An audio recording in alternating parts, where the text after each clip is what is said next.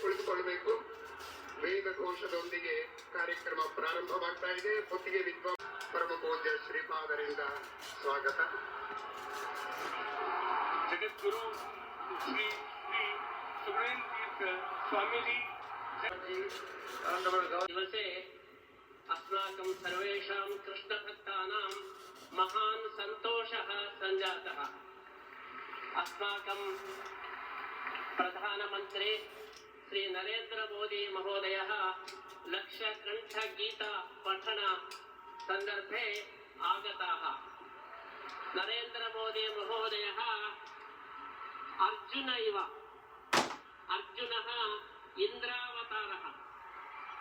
श्रीमध्वाचार्याः वदन्ति अर्जुने नरावेशः वर्तते।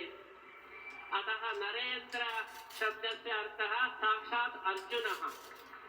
यत्र गीता प्रचलति तत्र अर्जुनः आगतः।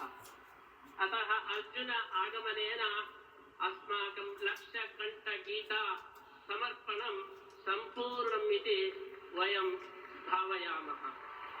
नरेन्द्र मोदी महोदय राम मंदिर निर्माण समर्पणं श्रीकृष्ण समीपे कृतवन्तः।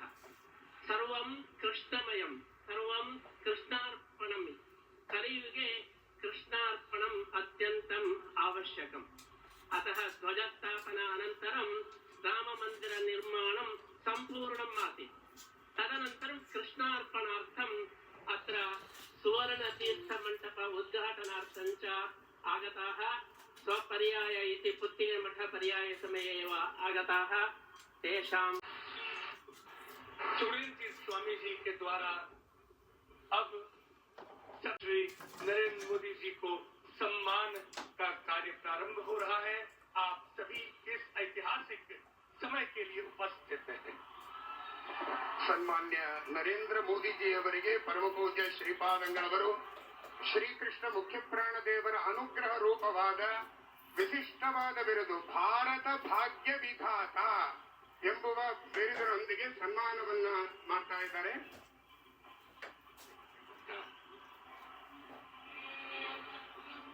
ಭಾರತ